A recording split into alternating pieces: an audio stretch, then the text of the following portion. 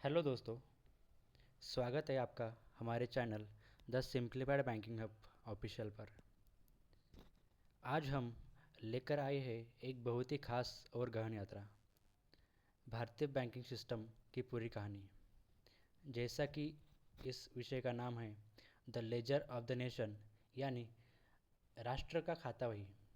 यह हम समझेंगे भारतीय बैंकिंग का डीएनए, इसकी उत्पत्ति और विकास, और सबसे महत्वपूर्ण इसका भविष्य कैसा होने वाला है। पुराने ज़माने में इंपीरियल बैंक से लेकर आज तक के डिजिटल बैंक चेन, यूपीआई वाले युग तक सब कुछ कवर करेंगे, सरल और रोचक तरीके से। तो चलिए शुरू करते हैं, क्योंकि यह सिर्फ बैंकिंग की कहानी नहीं है, बल्कि हमारे अर्थव्यवस्था और राष्ट्र की प्रगति की कहानी है। चलिए शुरू करते हैं दोस्तों। अब आते हैं बैंकिंग की सबसे कमाल की मशीन पर। ये पेज हमें दिखाता है the credit creation of engine. Bank सिर्फ पैसे जमा नहीं करते, वो पैसे बनाते हैं। हाँ, बिल्कुल सही सुना आपने। बैंक मार्केट में तरलता यानी लिक्विडिटी खुद उत्पादन करते हैं। देखिए ये कैसे काम करता है। कोई व्यक्ति बैंक में 1,000 रुपये जमा करता है, ये प्राइमरी डिपॉजिट हुआ। 20% रिजर्व यानी 200 लॉक, बाकी 800 लोन देने लायक। 800 लोन दिया, वो पैसे भी फिर जमा हुए, नया डिपॉजिट।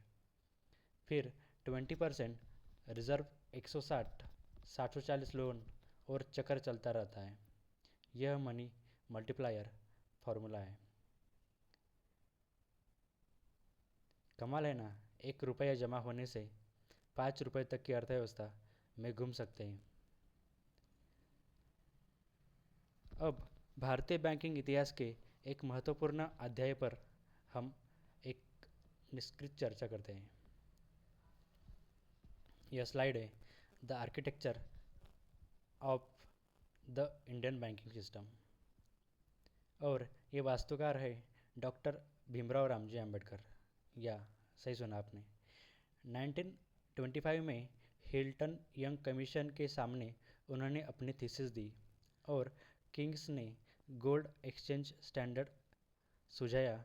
लेकिन डॉक्टर आम्बेडकर ने गोल्ड स्टैंडर्ड की वकालत की, ताकि रुपये की आंतरिक स्थिरता बनी रहे। उनकी मुख्य मांग उनकी मुख्य मांग यह थी कि मुद्रा प्रबंधन सरकार के हाथों में नहीं, स्वचालित होना चाहिए।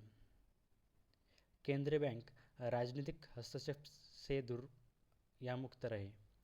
डॉक्टर आम्बेडकर न सिर्फ संविधान के निर्माता थे, बल्कि भारतीय मौद्रिक नीति के महान वास्तुकार भी थे। ब्रिटिश काल में रुपयों की विनिमय दर को लेकर बड़ी दुविधा थी, जैसे कि एक तराजू में दो पलड़े। ब्रिटिश चाहते थे रुपया ओवर वैल्यूड रहे, ताकि उनका एक्सपोर्ट आसान हो। भारतीय कांग्रेस चाहती थी डेवलिड हो, ताकि भारतीय एक्सपोर्ट बढ़े। लेकिन इसके बीच डॉक्टर आम्बेडकर खड़े थे।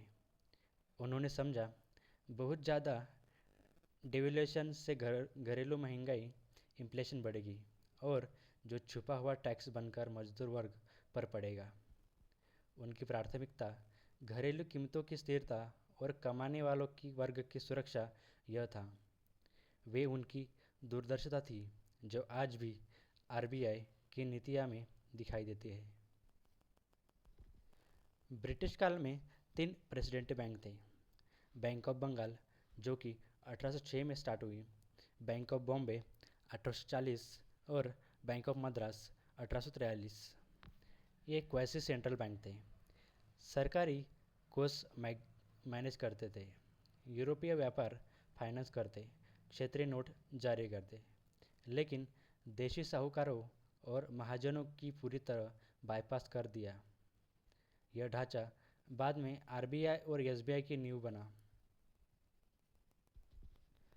3 प्रेसिडेंट बैंक मिलकर बने इंपीरियल बैंक ऑफ इंडिया 1921 में। ओके, सो 1935 में आरबीआई की स्थापना हुई, जो कि केंद्रीय कार्य के रूप में स्थापित हुआ। 1955 में इंपीरियल बैंक राष्ट्रीयकृत होकर स्टेट बैंक ऑफ इंडिया बना, जो आज भारत के सबसे बड़ा सार्वजनिक बैंक है। ये महान एकीकरण था, भारतीय बैंकिंग को मजबूत और एकीकृत बनाने का पहला बड़ा कदम। 1 जुलाई 1955 को क्या हुआ? आरबीआई ने नियंत्रण हासिल किया। सारी एसेट्स, लाइबिलिटीज़, कॉन्ट्रैक्ट्स एसबीआई में ट्रांसफ़र किया गया। कर्मचारियों की नौकरी, पेंशन, वेतन वही रहे। पुराने शेयरधारकों को सरकार ने मुआवजा दिया। ये राष्ट्रीयकरण भारत की आर्थिक स्वतंत्रता का ठोस कदम था। आज भारतीय बैंकिंग की पिरामिड। सबसे नीचे कोऑपरेटिव और ग्रामीण समावेशक, फिर नाबार्ड, एक्जिम, सिद्धि यानी विकास बैंक, बीच में कमर्शियल यानी एसबीआई, एचडीएफसी, आईसीआईसीआई आदि बैंक्स, और शिखर पर आरबीआई। यह संरचना वैश्विक में ग्रामीण तक सरलता का प्रवाह सुनिश्चित करते हैं।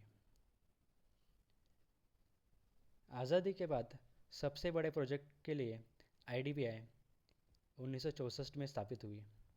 आरबीआई की 100% सहायक थी। आरबीआई ने नाबार्ड, एक्जिम, सिद्धि, सेबी इनकी स्थापना की। ये स्टील, पावर, एक्सपोर्ट, एमएसएमई और फंड करने राष्ट्र को निर्माण करने का इंजन बनी।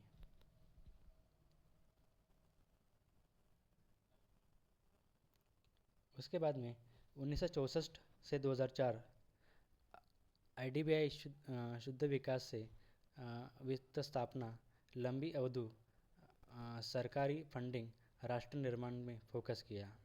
2004 के बाद कमर्शियल बैंक, छोटी अवधि loan, public sector deposit, LIC 50% नियंत्रण और बैंकिंग, इंश्योरेंस, क्रॉस सेलिंग, ये सारे बदलाव से आईडीबीआई जुड़ा था।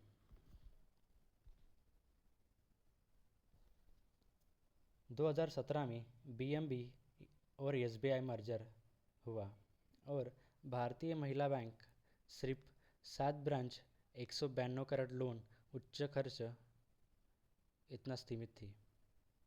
और उसके साथ में स्टेट बैंक ऑफ इंडिया ये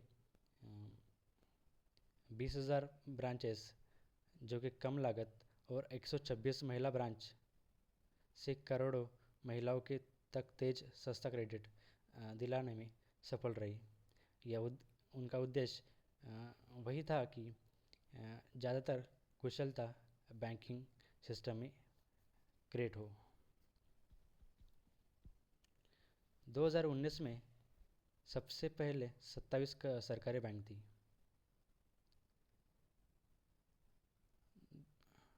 सॉरी 2019 में सबसे पहले 27 सरकारी बैंक थी। 2026 में अभी फ़िलहाल टोटल 12 बैंक्स सरकारी बच्चे हैं।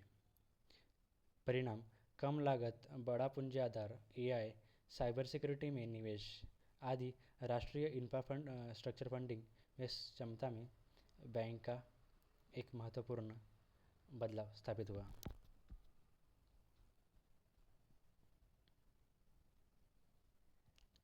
दो 2026 में एसबीआई 8,88,816 करोड़ 22,740 ब्रांच से, और बैंक ऑफ बड़ौदा 1,47,125 8,500 ब्रांचेस, और पंजाब नेशनल बैंक 1,35,387 करोड़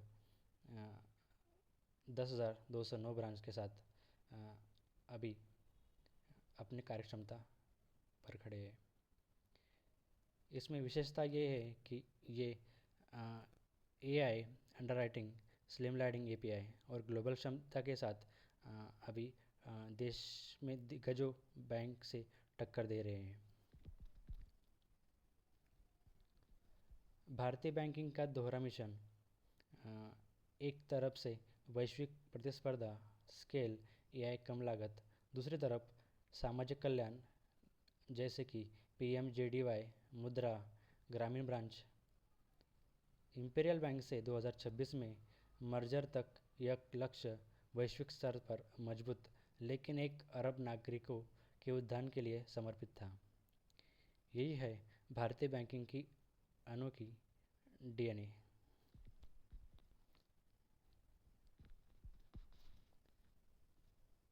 अगर इस डिजिटल और अनोखे बैंकिंग प्रणाली को आप समझने में आपको कोई सफलता मिली होगी तो कृपया करके हमारे इस यूट्यूब चैनल को लाइक, शेयर एंड सब्सक्राइब कीजिए। Thank you so much. मिलते हैं नए वीडियो में।